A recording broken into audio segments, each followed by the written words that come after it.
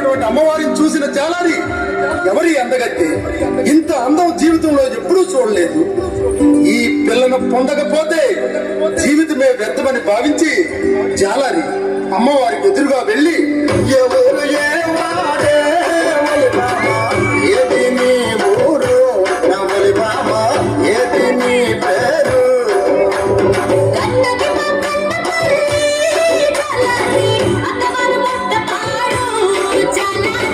Thank you.